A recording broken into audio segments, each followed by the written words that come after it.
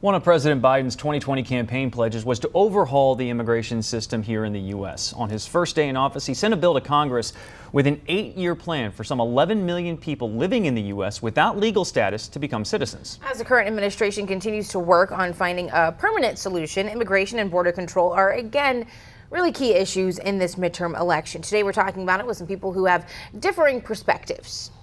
Joining us this morning is Shay Myers, CEO of Owyhee Produce, a third-generation family farm that is actually one of the largest onion farms in America. We also have joining us today Allen Orr, Jr., an immigration attorney for the last 25 years, and also Samantha Ramirez-Herrera, a recipient in the Deferred Action for Childhood Arrivals policy, much better known as DACA, which protects around 800,000 young people, commonly known as Dreamers, who entered the U.S. unlawfully as children. Samantha has now been in the U.S., though, for 30 years. Good morning to you all. Thank you so much for your time on an important and polarizing issue, especially over the last 5 or 6 years or so. Samantha, let's start with you. What have been, as you see it, the benefits and maybe also some of the pitfalls of the DACA program for you? DACA is another political football in our country, so talk briefly about the importance of that act to you and to thousands of other dreamers who call America home. Yeah, definitely. So DACA has been super crucial in the advancement of the lives of so many young people, including my life, right? Like before I had DACA, I was undocumented, so I couldn't go to college. When I went to high school, I didn't have the opportunity to go to college because I couldn't apply for scholarships or get financial aid. And when I actually got DACA, I was able to start a business. I now have a production company where I actually create jobs for other people, and I'm starting another business now. And that is because I was able to do simple things like get a driver's license, file for business licenses for my business, be able to get on a plane and fly with an ID so that I can go visit clients, so that I can go film projects. So there was so much that I could actually do once I got DACA, but not just myself, also like the other 600 to 800,000 dreamers who had hopes of starting businesses, of going to school, of expanding their potential and not feeling like there was a cap on it. Now, Shay, you're in the farming business. Why are immigrant and migrant workers so important to the operation of what goes on in farming? How instrumental are they to your business? Yeah, they're instrumental to my business. They're instrumental to anyone in the United States that eats food, frankly. Certain industries, the dairy industry, for example, is made up of 80 to 90% migrant workers. In our industry, in produce, it's 70 to 80%. Without the immigrant workers, without proper processes to get folks here to the country, we don't eat. These are the folks doing the work. They're the folks that are willing to do the work. And in a lot of situations, they're the only ones that will do the work. It's very challenging to find workers. We know what the unemployment rate is in the country at this point. And we're striving to find people to fill roles. Let me follow up on that briefly. My understanding is that you are a conservative Republican. I'm wondering what you think about your party's stance on immigration, because what we mostly hear about is not the economic necessity that you just described. We hear criminals and rapists and build the wall and stealing aliens jobs. And stealing our jobs. So that's the rhetoric we hear. You're taking a very different position. So how do you reconcile how you feel with what your party puts out there in our national discourse? Yeah, well, it's pretty straightforward. I completely, absolutely, 100% disagree with that rhetoric. Not only because of the economic points, but because of the livelihoods and the reality of for which these folks have come initially to the United States. DACA recipients, also farm workers need the ability to be able to get right with the law. They need to be able to become legalized and have the ability to work legally in the country. We need them. And frankly, they came here because we had relatively open door policies, because the reality is it doesn't matter the party. Both parties have not fixed this problem for over 30 years. Since Reagan, nothing really has happened. Obama did something with DACA that was a step in the right direction, but we've only taken one step in the right direction. We haven't finished the process, and it needs to be finished. And it needs to be finished because it's the right humanitarian thing to do. It's the right moral thing to do. and it's the right economic thing to do. I mean, this aligns in every aspect. We just have to take that step forward and do the right thing for the right reason. Yeah, and you're in Parma right now. I actually worked in Boise, Idaho, so covering Parma, I know that farming is such a huge part of your area's just overall economy.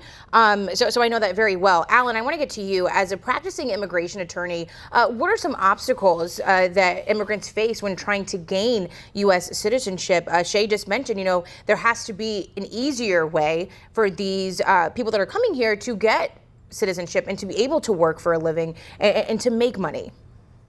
Right. So I think the largest problem is an antiquated system. We are running an immigration system that is based on the 1980s. So we don't have the right process in place. Everything takes longer, and we're still doing stuff via paper, which makes it very difficult to communicate in the different languages and styles that the internet would allow us to remove a lot of these barriers, as well as processing delays. That if we used automation in the way that we use automation everywhere else, we'd be able to process the visa applications quicker and vet individuals quicker using electronic systems. So that's the largest challenge, is sort of having an antiquated system.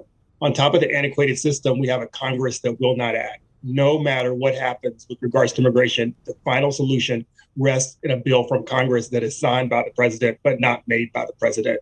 And Congress has refused to act on any of these levels.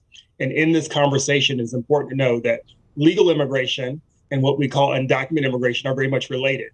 If we just change the way our system works to meet the needs of the American people that the farmer discussed, then there would be legal pathways, because we would have updated our system and therefore allow more people who have the challenge of being undocumented to become documented. So it's just a matter of facing the challenge by passing an immigration bill. Samantha, I'm curious, with all this talk about it being an antiquated system, what was your experience like getting to the country and staying? So right now I have DACA. I'm still under DACA, and as we know, the Fifth Circuit just ruled it unlawful. So technically, the lives of myself and so many other dreamers, it's still like in limbo, and it's like building on sand, because we really don't have anything for certain here in this country. And now that it was ruled unlawful, it goes back to another court again. And it's kind of like, it's really frustrating because there is no change. People are always asking, why don't you just become a citizen? Why don't you just do it the right way? And it's like, DACA was a way for us to do it the right way. We paid our dues. We went through the criminal background checks. We have to keep refiling every 2 years. New DACA recipients can't apply now, like new young people that have dreams of going to college, of contributing to their community and to this country. And there's no pathway. And we keep being told that even if we're doing it the quote unquote right way, which is going through the process of DACA, we still don't belong. We still don't have the opportunity to get legalized the right way. So are you scared about being deported? I personally am not scared, because I feel that being a dreamer has gave us so much resilience, and it has given us an opportunity to be strong. DACA recipients, I feel, are the strongest people, because we carry our dreams and the dreams of all of our families, because we're the first ones that have some sort of documentation. And so I know that we'll find a way, because that's the way we've been raised. But I am, you kind of start to lose hope, because you build so much in this country and you contribute, and you're still always told that it's never enough. And that no matter how many accomplishments you achieve or how many titles you wear on your sleeves, it's never enough. So it's not a fear, it's more of disappointment. Wow. Like building on sand. Yeah. I think that's quite eloquent. Thank you for humanizing the debate and putting it on those terms. We're going to get to more of this discussion coming up right here on Morning Rush on the other side of this break. Stay with us. Hi, welcome back. We're continuing our discussion on immigration in the U.S. border with our guests. Thanks for sticking with us. Shay, I want to get to you first. You say Congress is close to passing some legislation that would protect migrant workers. Can you explain what it is and how it all works? Yes, so the bill that has passed the House and that is coming before Congress at this point is the Farm Worker Modernization Act, or the Farm Workforce Modernization Act. And it's a bill that will allow DACA recipients, workers that have worked in agriculture for at least 5 years, the ability to get their green card. It also has some requirements for employers that would mandate an E-Verify program. So it comes with kind of a fix to the process. It allows those that are here to get right with the law, and then it requires those that are employing workers to also do the same thing. So it's a step in the right direction. It doesn't solve the problem for everyone, but for at least those that are involved in agriculture, it'll move the ball forward. It's something that hopefully will happen in the lame duck session. In fact, I'll be in Washington, D.C. in the next 3 weeks trying to move that ball forward because it's so important. Alan, go ahead. No, go ahead. I'm sorry. Alan, I want to ask you about the reasons that a lot of migrants come here is the hardships that they face in their home countries, the Northern Triangle countries, pushing them back. They're not just, they're fleeing conflict sometimes, poverty from really bad conditions. What are you hearing from a legal standpoint? What are the worst case scenarios? What problems are they bringing to your table whenever you evaluate these cases and move forward with them in the courts?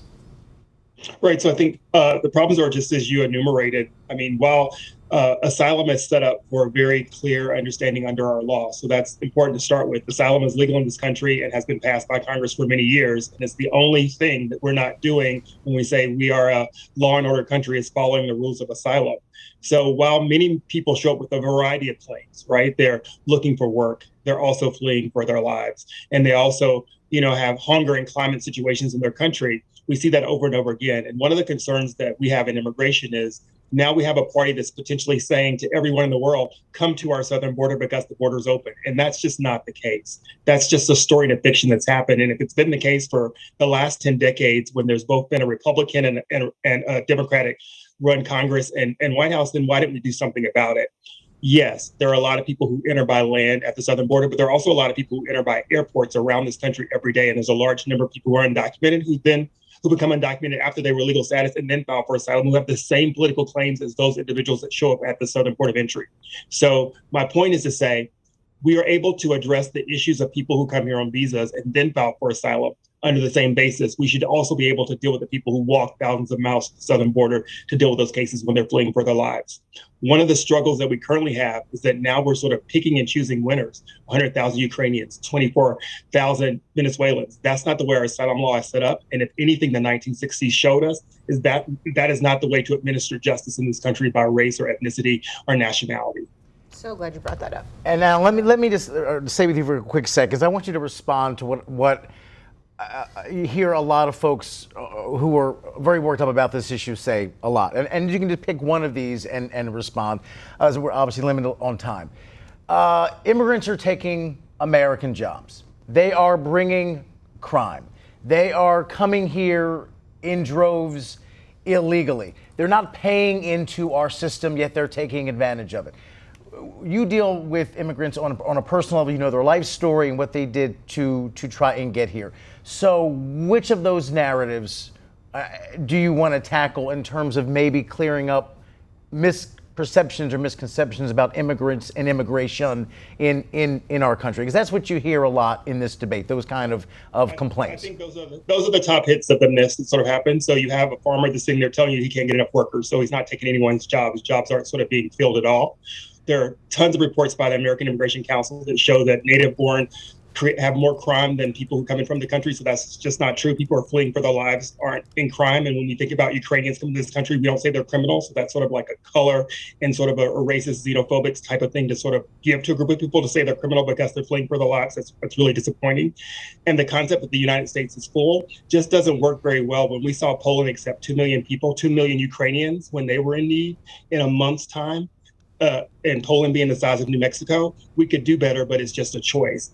And that choice is ours. Are we going to follow our laws and be humanitarians? I mean, we used to celebrate Christopher Columbus, and Christopher Columbus did everything the wrong way when he arrived here. So that's part of what the Americana is. An American is made up of all these immigrant cultures that have come together time and time again. And the only reason that people have challenges coming to the country is because we haven't modernized the system. So those myths should just be removed. And part of the solution is to address the problem. So Congress, do your job. And it's interesting because, I mean, I don't know about y'all, but I have not heard those arguments that you mentioned when we are talking about anyone else coming to America, whether it's Ukrainians, people from Afghanistan when that happened as well. So the perception is definitely very different. Now, there's a racial subtext. Yes, absolutely. So I want to get this question to all of you. We're going to have Samantha start first, and Shay, and then Allen follow up. So let's go around pretty quickly here. What is the one thing Congress should do about immigration reform? Samantha, you first. Well, I just think that it's time to pass like immigration reform, comprehensive immigration reform that includes not just Dreamers, but TPS recipients and documented immigrants who are contributing to this country, who want to be a part of this country, who have proved time and time again, and who pay taxes, because the myth that we don't pay taxes, that undocumented immigrants don't pay taxes, is false. There's actually $11.1 billion of taxes that are paid by undocumented immigrants. All right, Shay?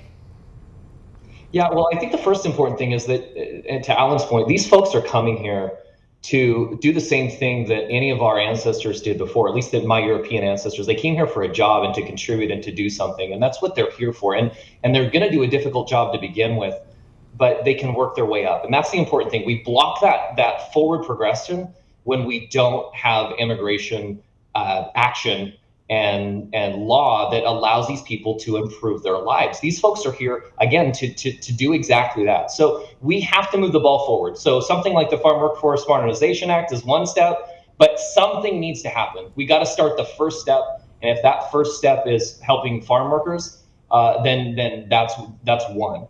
And after we do that and we can prove that the process can be handled appropriately and correctly and timely, then maybe we can get something that's more comprehensive and even bigger.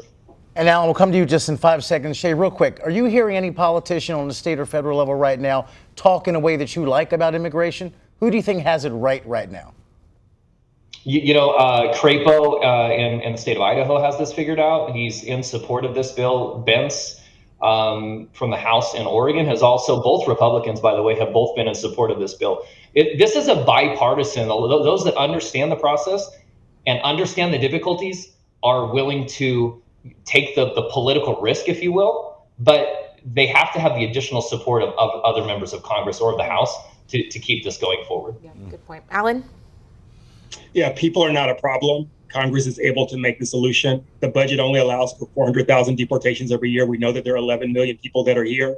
It is time to stop playing politics with this. We've had, and as you've celebrated, Ronald Reagan, who was the last Republican to actually do some reform within this area. It's something that should be bipartisan. It is the foundation of our country. With our Social Security bank going low because we don't have a large population, it is important that we commoditize immigration now and make sure that we support the U.S. economy by making sure we have enough workers, enough people paying into the system to continue the lifestyle that we enjoy.